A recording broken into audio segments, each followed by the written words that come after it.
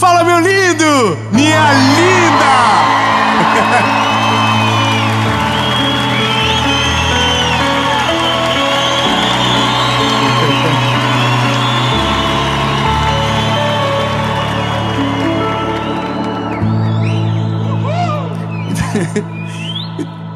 Eu tenho uma palavra de Jesus para você. Eu espero do fundo do meu coração que essa mensagem chegue como uma flecha no seu coração e que te ajude a colocar em ordem algumas coisas da sua vida. Eu só quero te pedir algo antes. Se você... curte o vídeo. Curte, é bem rapidinho. Dá um like no vídeo, comenta, compartilha. Isso ajuda o YouTube a enviar para mais pessoas. E quanto mais gente vê, melhor. Muito obrigado a você que está comigo toda segunda-feira, 7 horas da manhã. A gente sempre tem um encontro aqui no nosso canal do YouTube. Que, aliás, se você ainda não é inscrito,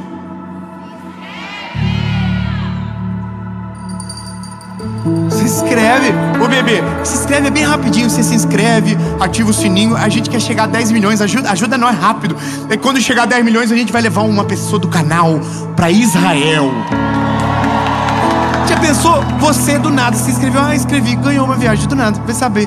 Então ora, se inscreve, dobra o joelhinho, faz: Jesus, eu quero ir na tua city, eu quero andar nos teus rolês, Jesus. Aleluia. Então, irmão, a gente vai em maio, hein? Até lá tem que rolar um negócio aí. Vamos pro vídeo. Vamos pro vídeo. Uou, que lindo! Carta de Paulo aos Efésios. Ah, Jesus, obrigado, maravilhoso. Carta de Paulo aos Efésios, capítulo de número 5, versículo de número 15. Carta de Paulo aos Efésios. Que quando vem Paulo, assim, você já tem que esperar que não vai ser doce. Não vai ser doce como mel. Vai arder um pouquinho, mas como dizia minha mãe, o que arde cura, aperta e segura. Era o lema do Metiolate na minha época. Diz o seguinte: portanto, sejam prudentes na forma que vocês vivem, não como tolos, mas como sábios, remindo o tempo, porque os dias são maus. Em outras palavras, aproveitando de maneira sábia a sua vida, porque os dias são maus e passam depressa. E passa depressa mesmo, e passa muito depressa. Quem tem filhos sabe o que eu estou dizendo. É muito rápido. Quando a gente vê, já não são mais aqueles bebezinhos que a gente dizia o que eles iam fazer. E é engraçado porque eu tive uma menina por último agora. E ela já é uma mocinha. E ela já manda em todos nós. É engraçado, mas é verdade. Ela é a líder das crianças lá em casa. E a gente viu ela, parece que foi ontem. Parece que foi ontem que eu estava pregando, dizendo que se um dia Deus quisesse, o meu sonho era uma menina. Sabe, parece que foi ontem que eu disse: a Serena está vindo. É doido, né? A vida da gente é muito rápida. E a questão é o como passa rápido e o que a gente fez enquanto passou. A maneira que aproveitamos, as contas que não dão mais para pagar. O tempo é uma delas. O que eu não fiz, nunca mais vou voltar a fazer. O abraço que eu não dei, eu nunca mais vou conseguir dar. E isso é uma coisa importante, porque nós, às vezes, não estamos vivendo, estamos sobrevivendo. Como se fôssemos especialistas em conviver com problemas que não queremos resolver, não queremos gastar energia para que passe, sabe? Então a gente vai vivendo e a gente está desequilibrado em tantas áreas da vida, que até quando tá bom ainda segue a nossa vida ruim, sabe? Mesmo quando tem uma boa notícia, como tem outras coisas no background acontecendo, a gente nunca tá feliz de verdade. Eu não sei você, mas às vezes me dá uma aflição assim, ver gente trabalhando triste. Você já viu? Gente que às vezes está num lugar que não queria, e ela tá ali tratando mal as pessoas, sendo uma péssima pessoa ali. Aí dá vontade assim de falar assim: querida, sabe que o tempo tá passando, né? Você tá perdendo o tempo e tá fazendo os outros passar ódio aqui. Não era melhor ir embora, não? Sabe, gente que convive a vida toda sem falar com o pai. Gente que vive uma vida inteira e não consegue perdoar. E aí tá sempre sufocado, não consegue amar de verdade, não consegue viver, e sempre tá preso. Gente que tem tanto dinheiro às vezes e tá brigando por besteira. Fui num sítio de um colega meu agora, irmão, simplesinho de tudo. Pensa uma coisinha simples, mas numa alegria naquele lugar. Eu fui para comer pirão de água com linguiça frita. Minha comida preferida no mundo. Não é nem o pirão, é o arroz, o feijão e a linguiça. Eu amo. Oh, irmão, como eu gosto. Eu vou para os outros lugares no mundo, a minha cabeça está assim: o dia que eu voltar para casa, eu vou comer arroz, feijão e linguiça. Senhor, que o meu estômago aguente até lá. E é só assim.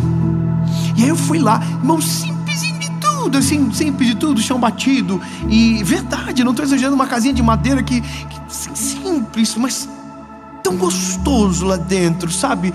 E aí ele disse sobre o vizinho dele. Ele disse que o vizinho do lado, por conta de 1 metro de terreno, uma cunha de terreno, fez uma briga e perdeu a paz com todos os vizinhos. Negocinho de nada, perdendo a vida, perdendo a paz, a felicidade, uma coisinha de nada. E ele naquela coisa simples, naquela casinha simples, sendo tão feliz. E eu consigo só pensar em algo: quando a nossa vida não está em ordem, mesmo quando tudo parece dar certo, tem sempre estar errado nos nossos olhos. Mas é porque são pontos de desequilíbrio. Quando Paulo está dizendo à igreja que está em Éfeso, ele está dizendo: olha, vocês precisam ser inteligentes, vocês precisam ser sábios com as decisões que vocês tomam, porque o tempo é muito rápido. Então aprendam a remir o tempo, ganhem tempo, sejam estratégicos, saibam o que vocês fazem. E a gente não, a gente vive de maneira, sabe, despretensiosa. E quando eu vi, o tempo passou. A faculdade que queríamos não dá mais, o curso, o intercâmbio, a família, os filhos, o tempo foi embora e a gente não aproveitou. Ou pior, estamos nutrindo tanta coisa ruim que mesmo se tivéssemos aquilo não seria mais o suficiente para sarar. E a vida, lindo, é um sopro. A gente está aqui, daqui a pouco não está mais. Quer ter um senso de realidade? Vá a um hospital. Você vai ver gente de tudo quanto é tipo. Você vai ver criança, você vai ver gente com muito dinheiro, você vai ver gente pobre. Todo mundo acaba no mesmo lugar. Todo mundo vai para o mesmo lugar. A questão é: o que você faz enquanto está aqui? Aqui agora. Como está você de verdade, sabe? O que você sente quando ouve isso? O que você pensa quando entra no carro? Qual é o pensamento que governa a tua mente quando você deita no travesseiro? Você dorme. E se não dorme, por que não? O que te passa? Por que te abates, ó minha alma? E aqui eu entendi algo. Deus me deu um livro primeiro, e esse livro teve tantos testemunhos que o Senhor começou a mover dentro de mim algo de como se eu estivesse passando em revista em algumas áreas da minha vida que me incomodavam. É colocar a casa em ordem. Você já fez faxina? Só quem é do time nosso aqui, dos irmãos que não... Irmão, é gostoso, não é? Dá um prazer ver limpo as coisas, não dá? Eu tenho uma alegria de ver as coisas limpinhas, irmão. Desde quando nós era assim, pobrinho de maré assim. E a gente chegava sábado de manhã, era para nós sair e falar assim: não, vamos lavar esse corredor, porque vai que a gente traz alguém aqui, tá essa caatinga aqui, vamos limpar. E nós dar-lhe água e vassoura. E isso dava prazer, porque era bom ver aquilo limpo, sabe? A nossa vida é igual, é uma faxina que às vezes precisa fazer. E são áreas específicas que, se a gente for intencional, a gente atinge todas de maneira rápida e muito simples: corpo, alma e espírito. Simples. E uma coisa desequilibrada afeta a outra, é impressionante. E principalmente alma e espírito. Isso aqui afeta tudo o resto. Irmão, se a tua alma estiver atribulada, você não dorme direito, teu físico sofre. Se a tua alma estiver aflita, te dá ansiedade, teu coração aperta, sufoca, o físico sofre. Se o teu espírito não está em paz, a tua alma não sossega no peito. É uma loucura. E é só aprender a dividir o que está onde e o que precisa do quê. E é tão simples que parece bobo, irmão. Mas quando a gente olha para o Evangelho, quando a gente olha para Jesus, quando a gente olha para os homens que caminharam com Ele, você vai percebendo tudo o que precisamos. É só a gente olhar para a ansiedade, o que a gente faz, para a angústia, para a decisão, para o casamento, lembra? Só que aí que tá, a gente só percebe quando está com problema quando tem tempestade. Observa isso aqui. Eu estava na nossa casinha lá, preparando a mensagem. Lembra do meu TDAH? Eu estou assim, limpa, tira a folha, aí levanta o sofá e limpa. E era só para fazer a mensagem. Aí eu falei assim: poxa, o diazinho gostoso de fazer um foguinho. Aí eu fui fazer o fogo, irmão. Aí peguei, fui na casa da vizinha lá, peguei um azeite para colocar, para mexer com o papel, que a minha vizinha tá aqui, ela nem sabe que eu mexi nas coisas dela, eu mexi. Então eu já confessei também. Fui lá, peguei o azeite do coisa, porque não tinha ninguém em casa para me atender. Aí peguei o azeite, coloquei no papel, enrolei no papel higiênico, coloquei debaixo da lenha que estava guardado debaixo do tanque. Olha que estratégico. No lugar mais úmido da casa, a lenha estava guardada.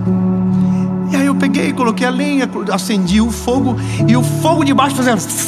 E a lenha fazia... Eu fiquei com a agonia daquilo, irmão. Eu vou fazer de novo. Pega papel, pega azeite, pega fósforo, liga. Aí, amor, não tinha fósforo. Aí eu peguei a vela que estava no móvel, coloquei em cima do fogão. Daí derramou um pouco de cera na boca do fogão, porque derreteu, mas dá pra tirar. E aí eu peguei, fui lá, eu tô confessando. E aí coloquei o papel e de novo. Não deu. A lenha estava molhada. Postei uma foto no meu Instagram. Postei a foto. É engraçado a reflexão das pessoas. Tem gente que falou cada coisa. Tem gente que só soube rir de mim. Parabéns, burro, deixou a lenha molhada. Mas é muito interessante, porque eu só descobri que a lenha não servia mais o dia que quis fazer fogo. A gente só descobre que a gente está com um problema mal resolvido quando a vida exige de nós uma postura. Quando nos exige algo, a gente percebe que tem os nossos pontos fracos expostos. Sabe, quando a tempestade aumenta e a gente não tem fé para orar. E aí a gente descobre que a nossa vida espiritual está um lixo há muito tempo. E a gente só descobriu no dia que a tempestade veio. Sabe, é quando a gente precisa ser gentil. E quando a gente viu, a gente foi grosseiro. E a gente disse: meu Deus, por que eu estou sendo assim? É claro, a tua alma está uma bagunça. Teu coração está cheio de amargura. Você não consegue perdoar e nutre raiva há muito tempo. Então é óbvio que você vai ser amargo com as pessoas. É no dia que o calo aperta que a gente percebe que tínhamos problema e não tínhamos visto. Deu frio, o dia estava perfeito para o fogo, para o calorzinho da lenha, mas a lenha estava molhada. Tinha fogo, tinha papel, mas não tinha lenha. Vai ter dia na nossa vida que vai precisar algo de nós, e que se a gente não tiver, o frio vai ser a realidade. O conselho é rápido, é colocar em ordem a vida, é passar em revista. É tão engraçado, mas se for pro físico eu não entendo muito, mas é tomar água, comer saudável e andar. Não tem segredo. Sério que é só isso? Mas tem que tomar uns veneninhos? Só se quiser. Mas é tão mais simples, é só toma água, come saudável e anda. Faz alguma coisa. Precisa ser fisiculturista? Não. Só andar. Se exercita, faz alguma coisa. Sabia que namorar é exercício? Você que não comparece há tempos. Tem irmão que baixou a cabeça e fala: Senhor, fala com ela aqui, ó. Precisando, Jesus. É ela que impede, Senhor. A dor de cabeça, sempre ela. Brincadeiras à parte, o nosso corpo físico é muito importante, mas é o mais fácil de cuidar. Porque dá pra ver. Dá pra ver, a gente olha no espelho e sabe o que tá faltando. Tá meio branquinho. Lembra a nossa mãe que pegava e fazia assim, abria o nosso olho bem grande assim, pra ver se tava a pelezinha vermelhinha ou branquinha? Minha mãe fazia isso toda semana. Tá meio anêmico, rapaz. Vamos tomar um Sadolzinho. E toma-lhe Sadol. Biotônico Fontoura. Lembra? E aí a mãe, agora é a hora do vermífugo. Não, a barriga ficava desse. Só quem é pobre sabe o que eu tô dizendo, porque rico não tem. Mas, irmão, rico não tem verme, você é nossa. Irmão, bicho de pé, só nós que tinha. A mãe falava assim, nós chegava do sítio do nosso bisavô, e ela dizia, deixa eu ver o pé. Ela falava assim, pegou, hein? Amanhã nós vamos na casa da avó. Aí chegava na casa da avó, a avó era médica. Aí tirava tudo, porque tudo que é físico dá pra ver. Na sua grande maioria dá pra ver. Se você engordou, o espelho te conta. Se você emagreceu, o espelho te conta. Se você tá pálido, o espelho conta. Sabe, eu me lembro na pandemia, irmão. Na pandemia eu comecei a comer, parece que o mundo ia acabar. E eu comi todos os chocolates que tinha na minha cidade, os danoninhos. Porque, meu Deus, o mundo vai acabar, eu preciso comer tudo agora, pra glória de Deus, senão eu vou morrer. E aí um dia eu tô passando de cueca na frente do espelho e olho assim, ai Jesus. Falei, o sangue de Jesus tem poder. Aí falei, pô, vou dar uma arrumada no negócio. Mas entende, o espelho mostra. Agora, e a nossa alma? E o nosso espírito? Como eu sei? Como eu sei que a minha alma está em paz? Como eu sei se a minha vida espiritual está em dia? Aqui não precisa de espelho. Aqui você olha para dentro. Aqui você olha para dentro de si. E aí, lindo, é mais fácil de resolver. Porque para emagrecer, irmão, é um trabalho. Porque a gente come uma colher e engorda 2 quilos. Mas para emagrecer 2 quilos, irmão, parece que você tem que morrer. Agora com a alma, uma ligação resolve. Você acredita nisso? Que para pedir perdão não precisa de quase nada? Não precisa de quase nada, irmão. Você pega o telefone e fala assim, fui ruim, eu quero te pedir perdão. Curou. É doido, né? Você sabia que para a vida espiritual é dobrar o joelho e dizer, Jesus, estou de novo na área. Me perdoa dos meus pecados, Jesus. Eu quero ser melhor, me ajuda a ser melhor, Jesus. Eu não aguento mais, Jesus. Eu estou seco, eu estou frio, eu preciso ser melhor. Aí o Espírito Santo vem, enche, preenche, acalenta o Espírito. E a gente diz, que delícia, porque o preço já foi pago. O preço já foi pago na cruz do Calvário. Não precisa de nada, não precisa pagar uma penitência, não precisa fazer nada. O preço foi pago na cruz do Calvário. É só dizer, Jesus, enche-me, governa o meu coração. É a oração mais simples, é dizer, Jesus, eu queria que o Senhor desse uma olhadinha para nós aqui, porque o pau está atorando, eu preciso de ajuda. Salmo 55:17. Amo o Senhor porque Ele ouviu a minha voz. De manhã, de tarde, a meio-dia clamarei e orarei, e Ele ouvirá a minha voz. Ele ouve, olha que delícia. Ele resolve.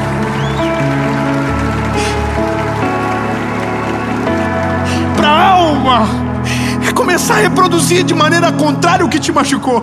Não falavam que te amava. Pega o teu filho, coloca no teu colo, olha na baguinha do olho dele e diz, eu te amo. Eu te amo, meu filho.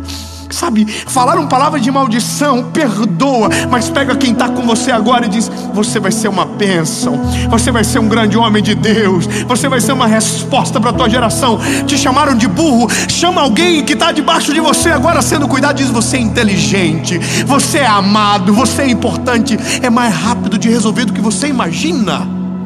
Você acredita que tem gente de alma doente que pode resolver agora tão rapidinho? Esses dias eu gravei um podcast conhecido. Dá pra falar porque vocês viram, talvez vão ver. Um podcast. E eu comecei a falar sobre perdão. E aí o cara falou assim: mas se tu soubesse da história, você não ia perdoar também, ao vivo. Se tu estivesse no meu lugar, tu também não ia perdoar, duvido. Aí fiquei olhando para ele, que eu sou curioso, queria saber tanto o que tinha acontecido.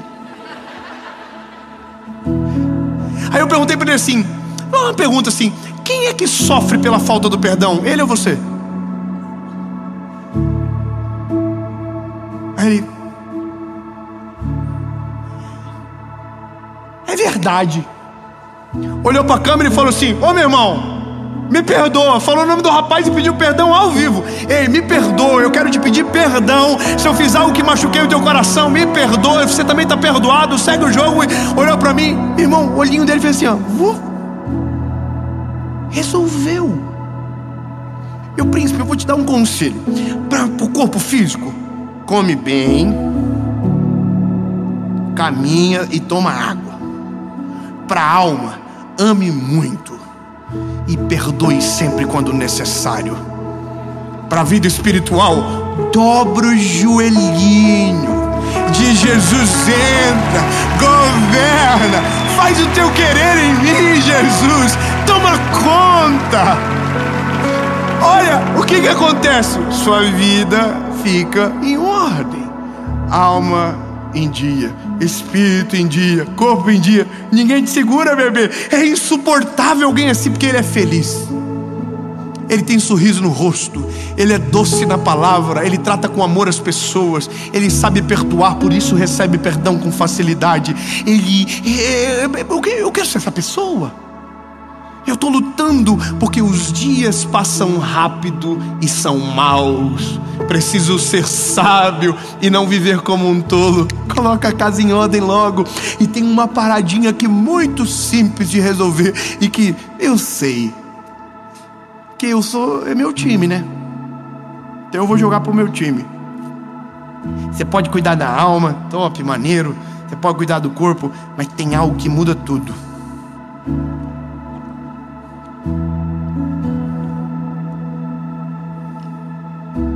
Irmão, é que tem gente que sabe de tudo isso, só falta uma coisa. Você conhece gente assim? Alminha boa, corpinho bonito, mas o espíritozinho difícil. Tinha pessoas que falam assim: isso aí só falta entregar o coração para Jesus. Conhece gente assim? Você fala assim: não, é tão bonzinho. Se Jesus entra, imagina, essa coisa parece um anjinho de luz, ia voar. As pessoas da minha igreja na época diziam: se for crente, só falta ser crente. Eu tinha um amigo meu que dizia: rico desse jeito, deve ser desviado. Aí a gente dizia: é crente. Falou: miserável, é rico e é crente ainda. Que droga. Porque se você tem Jesus, irmão, você não vai ter falta de mais nada. É uma loucura. E ainda o que vem é lucro, é maravilhoso. Agora, por que eu estou dizendo isso para você?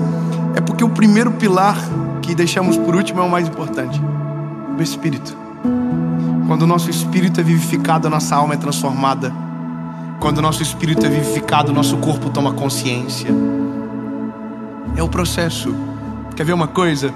A maioria das vezes que nós precisamos perdoar, se tivermos o amor de Jesus transbordando dentro de nós, a gente consegue. Porque quem muito foi perdoado sabe o que é perdoar. Nós somos muito perdoados primeiro, sabe? Quando Jesus entra, muda tudo. E eu vou ser melhor. A faxina dele é a melhor de todas.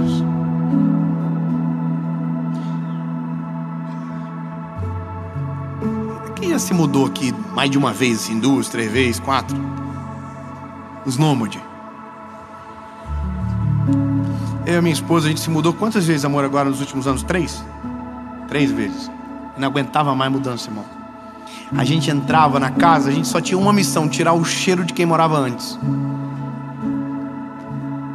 Coisa da gente, eu gosto do cheirinho nosso. A gente tem um cheirinho da nossa casa. Mas tirar o cheiro, sabe? A última, teve um lugar que a gente foi que o pessoal tinha gato. Bom, parece que os gatos, eles entravam nos móveis, eles moravam dentro do sofá, eles estavam em tudo, eles eram onipresentes. Aonde tu ia tinha o gato em partes ali. Foi demorado para tirar aqueles pelos do gato, hein, irmão? Demorou, mas nós tiramos um por um. Tirar o cheiro de quem morava antes. Era essa a missão. Quando Jesus entra dentro de nós, Ele tira o cheiro de quem governava a gente. Ele coloca o cheirinho dele. Porque a mudança que Jesus promove é a que a gente mais precisa. Não é de fora para dentro, ela é de dentro para fora. É difícil de entender às vezes para alguém, sabe? Mas eu só preciso que você saiba de uma coisa: o único que promove essa mudança é Jesus. Quando Jesus entra, a sua alma começa a ser ressignificada. Eu sei que tem um monte de curso para ressignificar trauma, mas Jesus é o único que quando entra faz você mudar o coração de verdade.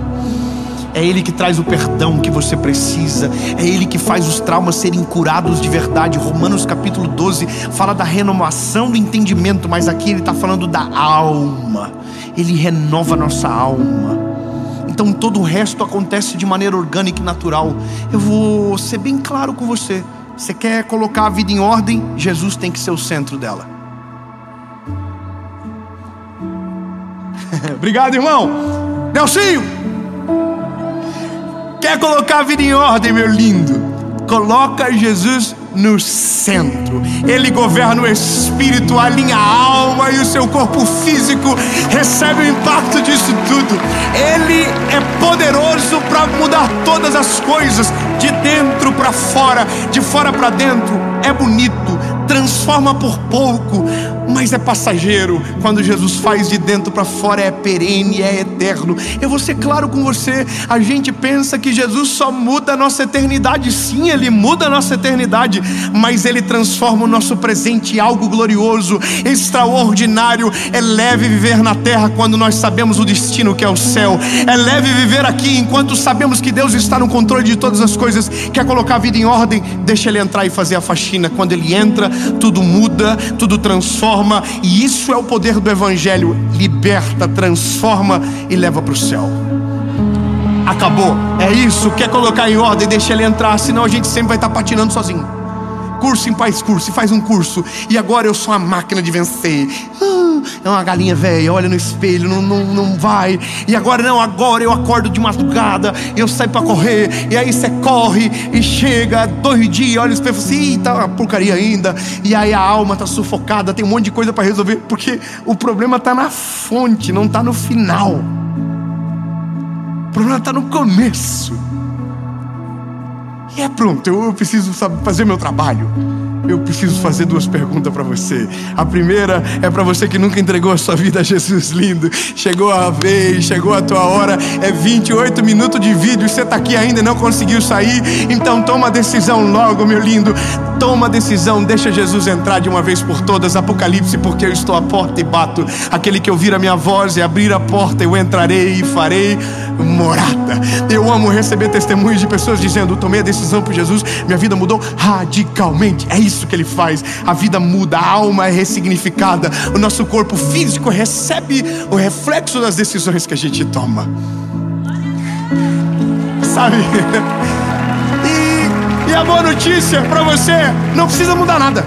Para tomar essa decisão não precisa mudar nada. Gordinho, magrelinho, feinho, zolhudinho, cheio de raiva, de amargura, nada, deixa como tá. Chega. Mas depois que Ele entrar, aí, irmão, se prepara. Você vai olhar pro espelho e vai dizer assim: eu era essa pessoa? Era. Sem Jesus a gente é uma lástima. Não dá conta coisa nenhuma. Mas Ele tem que entrar. Segunda pergunta é para você que já foi do time. Só voltar. Lembra? Pro Espírito. Dobra o joelhinho de Jesus. Estou de novo na área. Me arrependi, Jesus. Esse garoto veio para cá e encheu minha paciência, pregou me encheu. É uma mensagem atrás da outra, Jesus. Parece que ele nunca mais vai parar de falar. Mas chegou no final e eu entendi, Jesus. Ou o Senhor entra e governa, ou eu vou continuar vivendo da mesma forma. Então, Jesus, chega, eu cansei. Entra, governa, domina. Eu sou tua propriedade, tu é o meu único legítimo Salvador. Eu sou o pecador que o Senhor foi para a cruz para salvar. Ponto.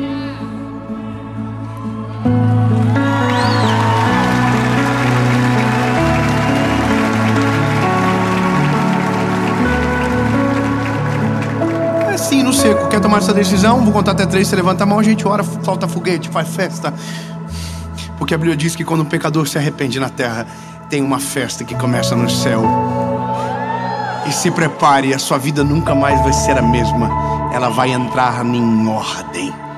Em nome de Jesus. Sua casa vai colher as consequências. Sua família, seus filhos.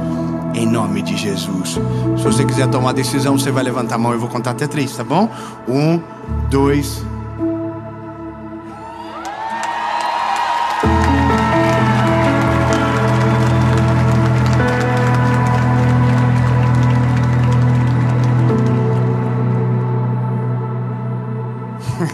Vocês entenderam errado.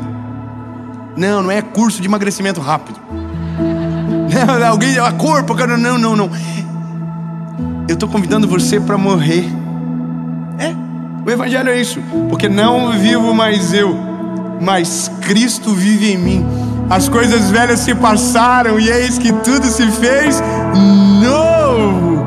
Sabe, é um convite para negar a si mesmo. Porque é isso, aquele que quiser vir após mim, negue-se a si mesmo, tome a sua cruz e siga-me. Posso perguntar de novo? Você tem certeza, bebê? O pau vai torar. Quem tem certeza, levante com firme. Levanta todo mundo. Aleluia. Se tiver alguém tomando essa decisão pertinho de você, abraça ela. Fala pra ela, essa é a melhor decisão da sua vida. Fala pra ela, a sua vida nunca mais vai ser a mesma. Isso, abraça com amor. E pra você que tá na sua casa ou em qualquer lugar do mundo assistindo essa mensagem, essa pergunta é pra você também. Se você tá tomando essa decisão, você pode fechar os teus olhinhos se puder, e você vai orar comigo palavra após palavra.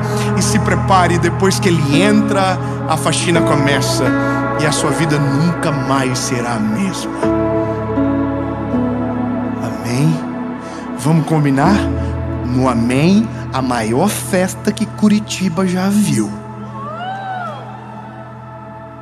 Nelsinho, incendeia o mezanino aí, Nelsinho. Fecha os teus olhos. Repita comigo palavra após palavra, só quem está tomando essa decisão. Diga comigo, Senhor Jesus.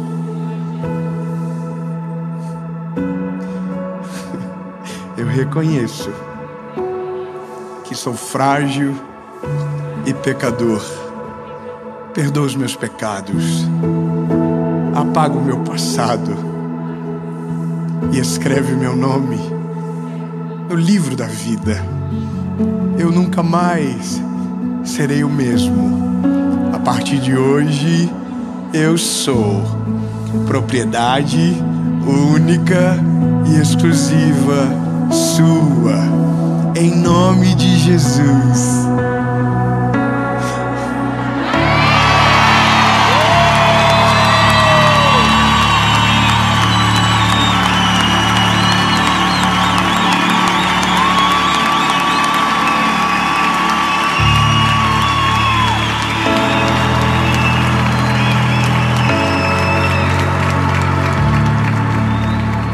Em nome de Jesus, amém. Aleluia. Só quem está muito feliz faz barulho aí, Curitiba.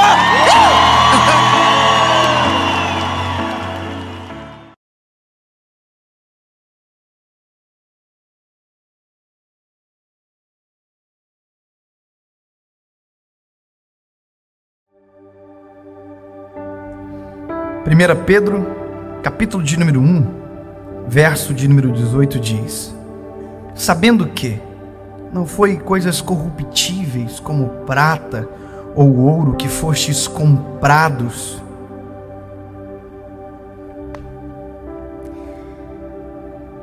Paulo também vai dizer que não fostes comprados por pouco preço. Pelo contrário, fostes comprados por alto preço, por sangue.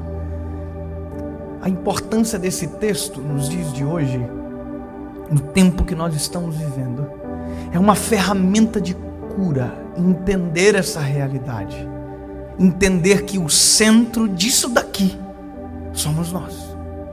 Eu já vou explicar melhor, porque se eu deixar mal explicado, você pode assumir essa compreensão de maneira diferente. Eu vou dizer uma palavra e eu vou dizer daqui a pouco melhor, vou justificar. Você é o centro de tudo isso que eu vou dizer agora. Você é o centro dessa palavra. Acalma o coração para não judiar da sua mente, mas você é o centro disso aqui. Aí você vai dizer, pastor, mas o evangelho, ele é teocêntrico. E eu não estou dizendo que não é. Deixa eu te contar uma coisa. Algumas semanas atrás eu peguei alguns livros de crescimento secular mesmo. Crescimento financeiro, para abrir a compreensão, entender melhor sobre isso. Sobre relacionamento com pessoas. Porque a gente precisa crescer o tempo inteiro, entender melhor. E sabe, um dos livros que eu li, um livro que fala sobre relacionar-se com pessoas, amar pessoas, abraçar pessoas, parecia muito mais que eu estava lendo a Bíblia do que um livro escrito por um autor qualquer. E à medida do ponto que eu li aquele livro, que é secular, não é um livro teológico, não é a Bíblia, eu ficava pensando, meu Deus, mas tudo isso daqui já está na Bíblia. Tudo isso daqui já faz parte da nossa realidade, a gente já sabe. E aí eu entendi uma coisa, é o princípio dos livros de autoajuda. Tudo que está escrito a gente já sabe, só precisa ser lembrado. É como se tivesse tudo lá dentro e a gente precisasse ser ativado. Quer ver uma coisa? Quem é que não sabe que olhar nos olhos passa confiança? E por que a gente não olha mais nos olhos hoje? Já parou para pensar que nós não olhamos mais nos olhos das pessoas? Que a gente aprendeu a falar de cabeça baixa? Que a gente já não encara mais nos olhos? Parece que a gente tem muito mais mentiras sufocadas do que verdades a dizer. Os seus lábios contam uma história, mas os seus olhos contam a verdade. Se você quer garantir a confiança de alguém, olhe nos olhos. Se você quiser passar insegurança, não olhe. E veja, isso é um conhecimento, mas já está na palavra há muito tempo. Jesus fazia isso, Jesus olhava nos olhos, Jesus se importava. Se você ler Atos capítulo 3, a Bíblia vai dizer que Pedro e João, fitando os olhos, disseram, olha para nós. Eles estavam dizendo, você é importante. Quando eu olho nos olhos de alguém, eu estou dizendo, você não é menor do que eu. E quando eu me permito ser olhado nos olhos, eu estou dizendo, há igualdade entre nós. Você já parou para pensar que nós apertamos a mão das pessoas, parece com nojo e apatia às vezes? Deixa eu dizer para você, apertar a mão assim não é fino, é feio. A mão se aperta assim, ó. Você olha nos olhos. E a gente diz, pois é, mas isso está na Bíblia, está na Bíblia. A Bíblia vai dizer que o coxo estava caído ao chão e Pedro e João, tomando pela mão direita, levantaram. Ou seja, há uma pegada de mão, há uma preocupação maior. Eles estão dizendo, você é importante. Todo relacionamento humano, se você quiser conquistar alguém, faça-o se sentir importante. Mas durante muito tempo a gente vem sendo medido e colocado contra isso. Há pessoas que amam o evangelho, mas têm um complexo de inferioridade gigante, pensam em vidas miseráveis o tempo inteiro, que quem serve a Deus tem que ser pobre, quem serve a Deus tem que ser miserável, quem serve a Deus não pode ser feliz, quem serve a Deus não pode ter alegria. Parece que nós vivemos com uma vida suprimida. Isso durante muito tempo a religião levou a cargo, sabe, de palavras erradas confundiram o nosso coração, e a gente pensou que para servir a Jesus a gente tinha que ser infeliz, a gente tinha que se sentir menos do que todo mundo. A gente era, sabe, o desprezível. E aí eu lendo esse livro, bom, você quer conquistar alguém? Faça-o se sentir importante. Aí eu descobri que Freud fala que o homem se move com muito mais facilidade quando se sente importante e reconhecido. Quer mover alguém? O reconheça. Sabe, fez algum trabalho? Parabenize. Já parou para pensar que a gente não elogia mais ninguém? Já parou para pensar que alguém nos serve e a gente não é grato? Alguém nos faz um serviço, a gente não agradece? Já parou para pensar que todos os dias alguém dá a frente para você no trânsito e você não dá um ok, um beleza, um obrigado? Uma vez eu me lembro que eu estava no carro com alguém e o caminhão deu vez para nós. E quem estava comigo diz, agradeça. Eu falei, como? Um pisca para a direita, um pisca para a esquerda, alerta. Eu achei que isso não funcionava quando eu fiz pisca para a direita, pisca para a esquerda. Deu alerta.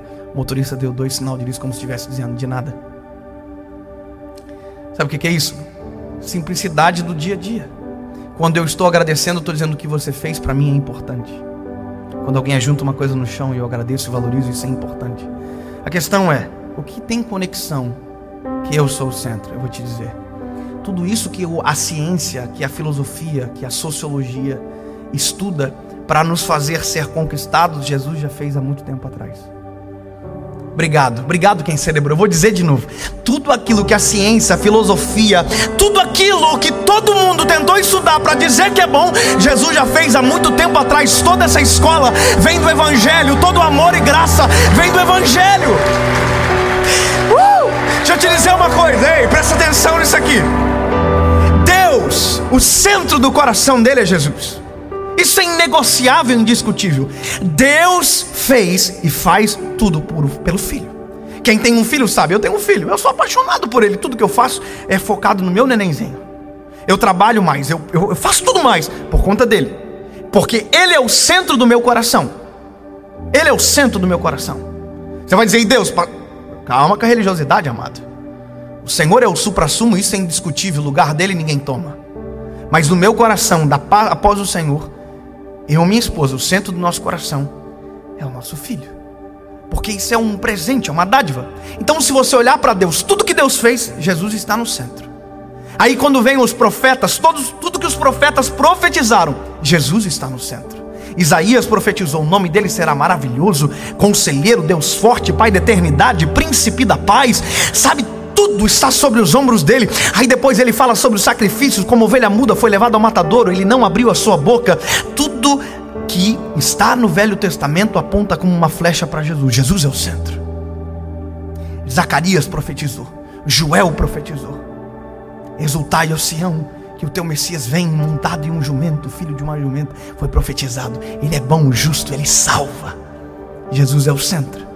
Aí o Novo Testamento chega, Jesus se manifesta, e o Novo Testamento, Jesus é o centro.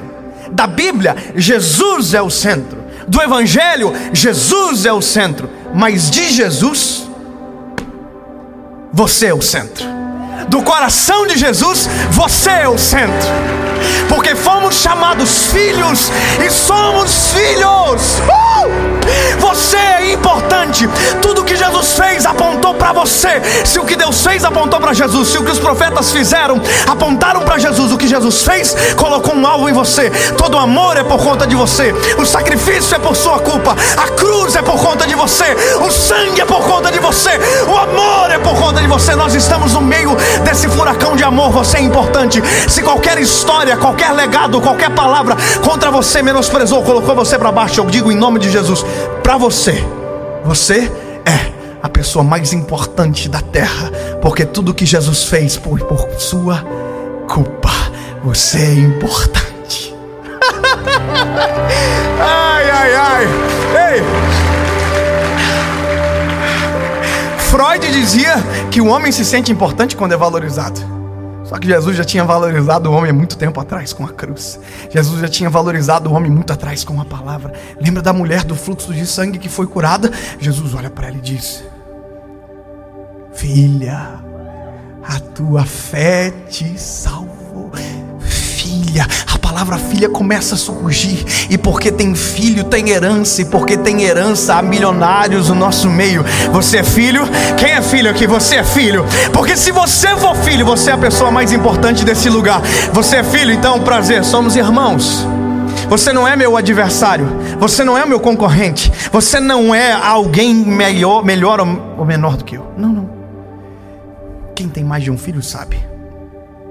Os meus pais têm 2 filhos, eu e a minha irmã.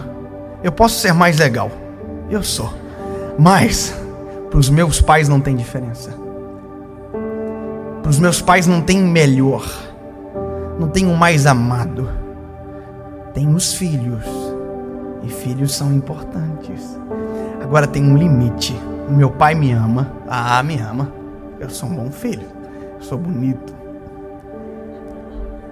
Os meus pais me amam. A minha esposa me ama. Eu amo ela também. mas ela não pode fazer me sentir tão importante como Jesus me fez. Os meus pais me amam, mas nem tudo que eles fizerem pode me fazer me sentir tão importante como Jesus fez.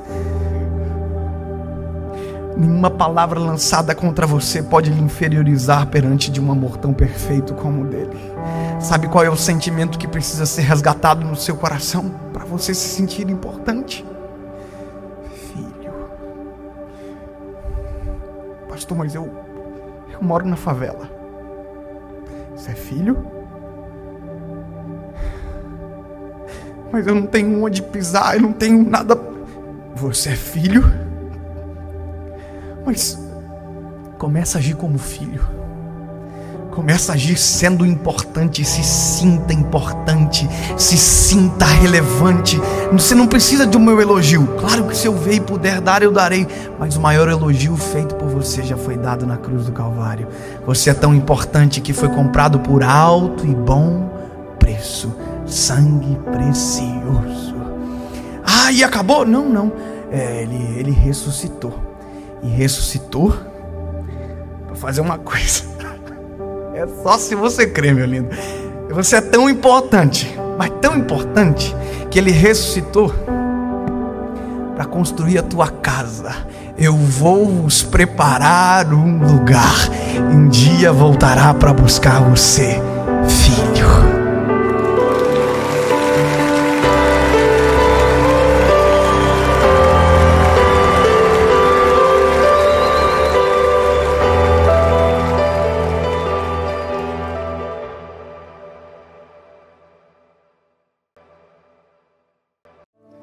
Fala, meu lindo, minha linda, não seja precipitado, ou o preço de ser precipitado.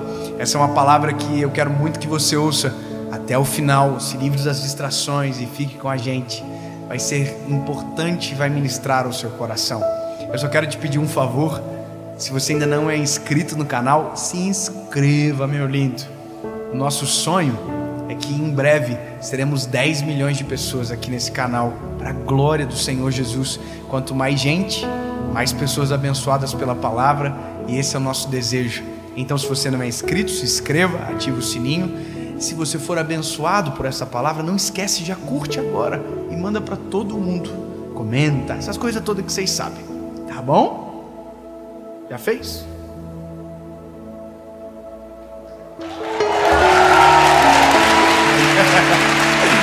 Vambora!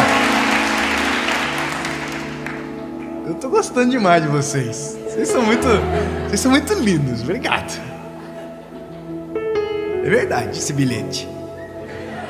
Êxodo, capítulo de número 15, versículo de número 22, diz o seguinte: olha, assim Moisés trouxe Israel do Mar Vermelho.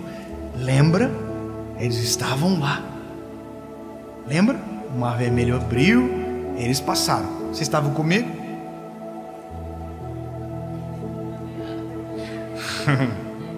E eles saíram para o deserto de Sur. E foram 3 dias pelo deserto. E não encontraram água. Não encontraram. Aí, quando chegaram a Mara, não puderam beber as águas de Mara, porque eram amargas. Por isso o nome foi chamado Mara. E o povo murmurou contra Moisés, dizendo: o que beberemos? E ele clamou ao Senhor, e o Senhor lhe mostrou uma árvore que, quando ele lançou nas águas, se tornaram doces.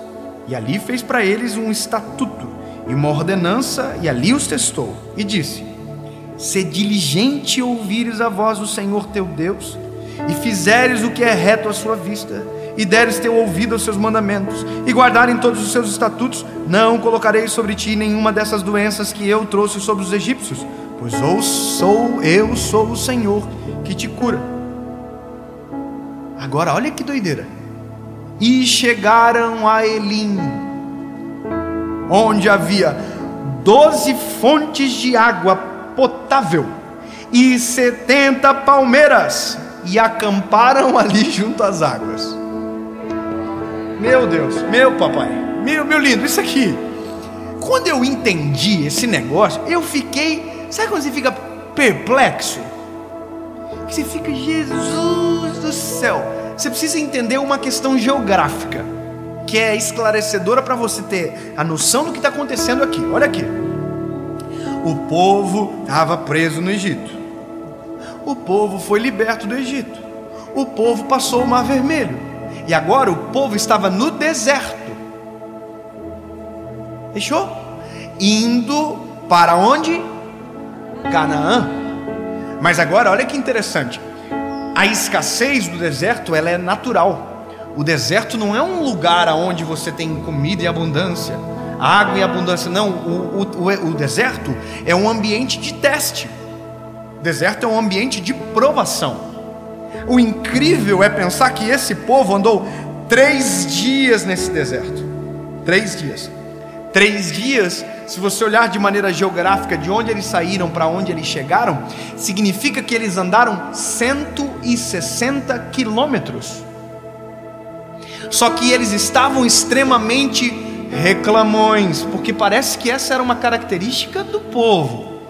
Nossa, eles estavam todos enfurecidos. Tem que encontrar água, tem que encontrar água. Aí são precipitados. Sabe o que eles fizeram? Tomaram a água de Mara. E é Mara porque a água era amarga, por isso esse é o nome. Aí a Bíblia diz que eles tomaram da água. A água é amarga. E reclamaram com Moisés. Olha só, nós estávamos no Egito, pelo menos lá tinha água, porque no Egito tinha água em abundância mesmo. Lá tinha água, olha que absurdo. A gente está aqui agora, tomando água amarga no meio do deserto. E aí o Moisés, oh meu Deus, de novo esse povo ignorante e chato, já estão incomodando no 3º dia. E aí Moisés ora. E aí Deus diz para Moisés, olha Moisés, faz o seguinte, pega aquele pedaço de árvore e coloca sobre a água vai ficar doce, você vai dar de beber para o povo, mas fala para eles que aquilo que veio sobre o Egito não vai vir sobre eles, só que eles têm que me obedecer, eles têm que parar com essa palhaçada de reclamação toda hora, é passagem, vai para o destino. E aí Moisés fala para o povo, gente, olha aqui, se vocês obedecer, nenhuma maldição que sobreveio sobre o Egito vai vir sobre vocês, mas os olhos de vocês têm que estar fixados no Senhor, então pelo amor de Deus. Aí olha que doideira, beleza, eles receberam a palavra, tomaram água doce e andaram até um lugar chamado Elim. Agora a irritância acontece aqui. Sabe quantos quilômetros Elim fica de Mara? Quantos vocês acham? Eles andaram 160 quilômetros até chegar em Mara para tomar água salgada, amarga. Sabe quantos quilômetros de Mara até ali? Você não vai acreditar. 13 quilômetros. O quê? 12 águas de fontes e 70 palmeiras a 13 quilômetros. Mas porque foram precipitados, pararam em Mara para tomar água amarga. Eles andaram 3 dias. Se continuassem andando mais 1 hora, teriam chegado no melhor lugar que poderia existir no meio daquele lugar. Um lugar chamado Elim, cujo significado é árvores.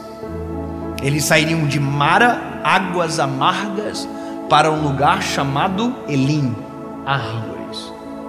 E esse é o problema de ser precipitado, porque todas as vezes que somos precipitados, trocamos Elim por Mara. Todas as vezes que somos precipitados em agir, precipitados no falar, precipitados em tomar decisões, nós trocamos a água doce pela água amarga. E aí quando tomamos da água amarga dizemos, oh, por que Deus? Aí Deus diz, lindo, se ao invés de reclamar tivesse andado mais 13 quilômetros, teriam chegado ao lugar aonde eu havia já predestinado a vocês. E aqui, lindo, eu entro em um momento necessário para nós.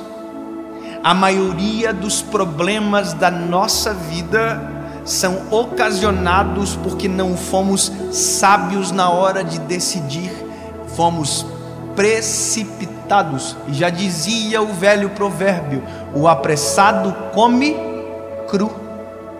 E esse é a gente. Se esperássemos, se orássemos antes de decidir, se continuássemos caminhando mais um pouquinho, não estaríamos colhendo o que estamos colhendo. E às vezes a colheita está exatamente atrelado à nossa precipitação. Precipitação.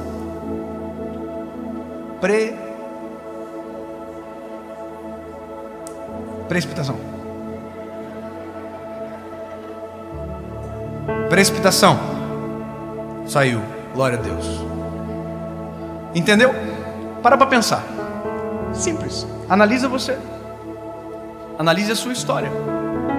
Perceba o que você vive e tente encontrar o porquê você está vivendo o que vive. Você vai encontrar uma decisão sua no meio da história.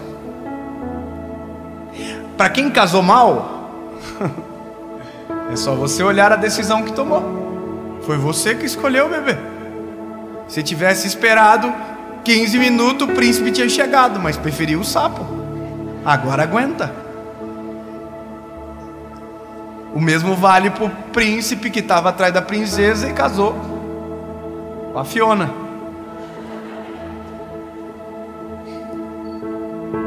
Na vida tudo é assim. Nós pagamos um alto preço quando paramos onde deveríamos caminhar. A vida nós pagamos um alto preço quando ao invés de decidir nós deveríamos calar. Todas as vezes que nos precipitamos passamos vergonha. Isso é comum, isso é natural. Só que isso parece que não nos ensina. Sabe, a Bíblia tem um provérbio que eu acho maravilhoso. A Bíblia diz o seguinte: até o tolo, quando fica em silêncio, passa por sábio. E a gente que pensa que é sábio e não cala a boca vive pagando o papel de tolo.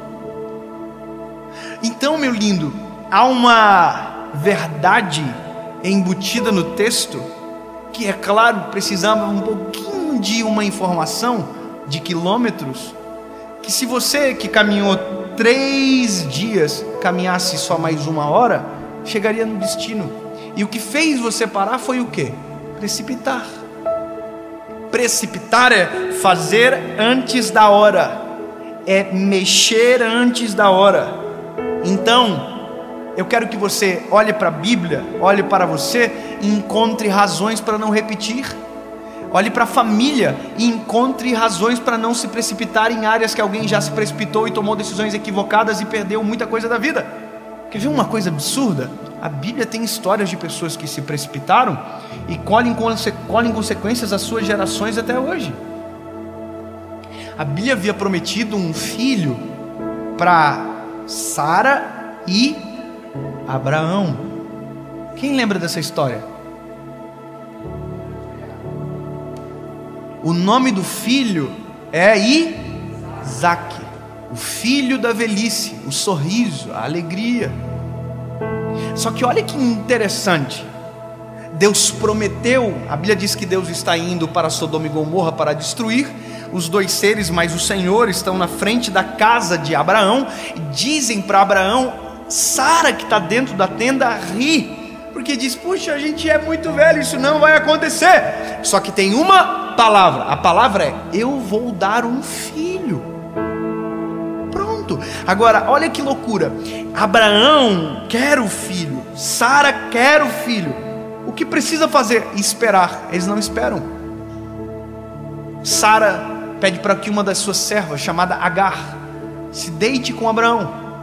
E deste encontro precipitado nasce um filho chamado Ismael. Ismael é os árabes, os povos árabes, é a descendência. Isaac é o povo judeu, porque Deus cumpriu a promessa. Só que agora Abraão já colheria do fruto de ser precipitado, porque agora já tem uma outra semente. De um lado Ismael, de outro lado Isaac. Sabe o que aconteceu? Uma guerra que dura até hoje. Olha que loucura. O fato de Abraão e Sara ter sido precipitados gerou uma guerra que ao longo da história não se acabou. A guerra do povo árabe com o povo judeu é uma guerra de irmãos, mas fruto de um homem precipitado. Nós chamamos de pai da fé, mas entenda que toda ação tem uma reação. E quando somos precipitados, a reação da ação nunca será boa. Todas as vezes que falamos fora de hora, erramos. Todas as vezes que tomamos uma decisão que eu não deveria tomar, erramos. Porque o preço de ser precipitado é colher a vergonha de não esperar o tempo certo para agir. Se eu puder te dar um conselho, antes de tomar qualquer decisão, antes de fazer qualquer coisa que seja importante e que tenha o poder de mudar o seu destino, o curso da sua história, 15 minutos, pare para pensar e pergunte para o Senhor se esta é a vontade dEle. Se você fazer este exercício, simples exercício, e esperar a resposta, a sua vida muda de maneira drástica, porque ao invés de você ser precipitado, você vai viver de maneira premeditada, porque tudo Deus já planejou. E se você quiser acessar aquilo que é a vontade dEle, você precisa perguntar. Não haja sem uma resposta, mesmo que ela pareça óbvia. Eu preciso te contar algo e que mexeu comigo. Nós estamos gerando uma associação evangelística. Talvez seja o primeiro vídeo que eu falo sobre isso. Nós temos experimentado no país aonde vamos um grande número de pessoas que se convertem ao Evangelho, que se entregam a Jesus, que dizem: eu quero viver Cristo. E estão sendo transformados pela decisão. Só que entendemos que por eu ser um evangelista, eu não consigo fazer o pós, e nem devo, porque eu sou um evangelista. Mas a associação, ela nasce com um objetivo: ajudar aqueles que estão tomando essas decisões. Então nós geramos a associação está gerando como se fosse um pré-discipulado, que vai ajudar essas pessoas que tomaram a decisão a permanecer no caminho e se encontrarem em Jesus. Porque na verdade é isso que importa. No fim é tudo sobre as vidas e é tudo sobre Cristo. Não tem a ver com a gente. Então isso é a associação já está gerando. A gente tem planos audaciosos. Todo mundo que aceitar Jesus ganhar uma Bíblia de presente. É o nosso sonho, a gente está fazendo, está trabalhando, está acontecendo. Agora olha que interessante. Há dias atrás, eu estava atrás de um lugar para alugar ou adquirir, comprar para a associação. E agora, olha que tentador, eu recebo uma ligação de uma pessoa muito próspera e de um amigo que perguntou para mim: David, como está a associação? Eu falei: está tudo bem, está acontecendo, tudo está pronto, tudo aprovado, Deus tem abençoado, a equipe é maravilhosa, está lindo. Ele falou: você já tem um lugar? Eu falei: eu estou atrás desse lugar. Ele me disse: encontre o lugar que eu vou dar o prédio para vocês. Eu disse exatamente igual você: glória a Deus! E eu encontrei um prédio, 3 milhões de reais. Liguei para ele e falei: irmão, é 3 milhões de reais o prédio. Ele falou: pode comprar. Eu disse igual a você: glória a Deus. A única coisa que eu não fiz foi perguntar para o Senhor. O fato de ter condições não significa que essa é a melhor decisão para se tomar. O fato de ter alguém que dê não é isso. Não pode ser isso. Esse é o problema. Quem se move pelo óbvio vive de maneira precipitada. Não é óbvio que vai acontecer. Não é óbvio. Se você quer viver o sobrenatural, nunca será óbvio, sempre será surpreendente, sempre vai ser diferente do aquilo que você criou como expectativa. Permita Deus surpreender você, pelo amor de Jesus. Eu vou dizer de novo porque eu amei falar isso. Permita ser surpreendido por Jesus, porque isso é maravilhoso. Não tente viver pelo óbvio. O óbvio sempre será boring, chato, por mais que pareça legal. Irmão, eu fui ver o lugar, lindo, maravilhoso, achei um espetáculo. Só que quando eu estava descendo assim a rampa do lugar, o Espírito Santo falou no meu coração: assim? Sem nem me perguntar? De maneira clara eu senti isso no meu espírito. E aí o corretor de imóveis perguntou para mim: e aí?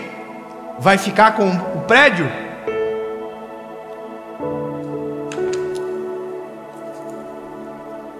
Coçando, dinheirinho para pingar na conta já. Top! Vamos para lá, vamos, tá ganhado. Aí eu... Não sei, cara. Como assim não sabe? Aí eu falei isso aqui: eu preciso que Deus fale comigo. Eu vou fazer uma oração e eu vou pedir uma resposta. Se Deus não me responder em 24 horas, eu não vou comprar. O corretor ficou assim: como assim? Eu dependo de Deus, então? Imagina o tanto que esse corretor não deve ter orado, irmão. Fala com ele, Jesus. Fala com ele. Ai, Jesus. Só que de um outro lado, eu atravessei a rua na frente do lugar, dobrei os meus joelhos. Eu sou meio doido, irmão, eu não estou nem aí para ninguém. O que eu vou falar? Eu quero orar, preciso falar com Jesus. Dobrei o joelhinho na calçada, no meio da rua. Não no meio da rua, na calçada, senão seria atropelado. E eu falei isso aqui: Jesus, temos o dinheiro, temos o lugar, agora só falta a tua resposta. Em 24 horas, Senhor, se o Senhor não me der um sinal, uma resposta, eu não vou comprar. Amém. Falei para minha equipe, falei para o corretor e fui embora. Passou 12 horas, nada. Passou 24 horas e nada. Deus não falou. Você acha que eu comprei? Não, porque Deus não falou nada. Omissão não é resposta. Ou silêncio, perdão, não é resposta, porque Deus não é omisso. Silêncio não é resposta. Silêncio é a inércia. Permaneça na inércia. O corretor me ligou: e aí? Deus falou contigo? Como que eu falo pro corretor que Deus não falou comigo? Aí eu falei para ele exatamente isso aqui: não, Deus não falou. Ele: e se eu melhorar a condição? Aí que mora o segredo. Não tem mais a ver com o recurso, agora tem a ver com a resposta. Não tem mais a ver com o óbvio, tem a ver com o sobrenatural de Deus. Porque o meu sonho era aquele prédiozinho de 3 milhões. Vai saber o que Deus tem para frente para não ter falado nada. Ou eu creio, ou eu não creio. Por mais que não seja óbvio, eu prefiro crer. E o sentimento do meu coração, que Deus invadiu dias depois, foi: se nós estivéssemos naquele lugar, começaríamos pequenos e engessados, perto do que Deus tem para fazer. Ponto.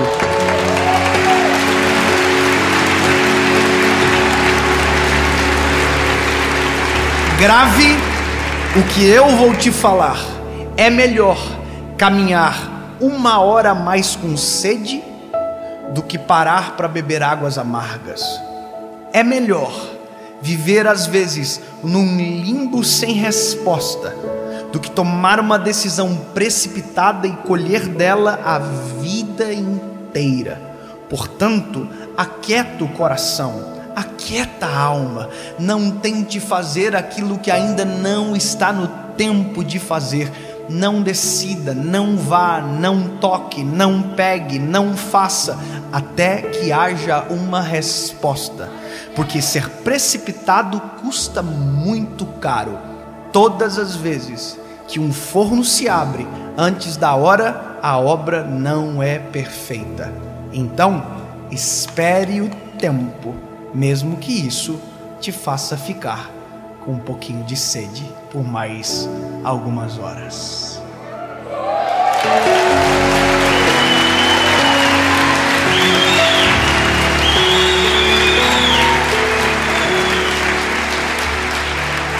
Jesus, abre os nossos olhos, Senhor. Não permita que sejamos apressados a ponto de atrapalhar a Tua vontade. a ponto de boicotar os teus planos sobre nós, Jesus. Pelo contrário, abre os nossos olhos. Nós queremos a tua vontade plena, perfeita e agradável. Esse é o nosso desejo, em nome de Jesus. Amém.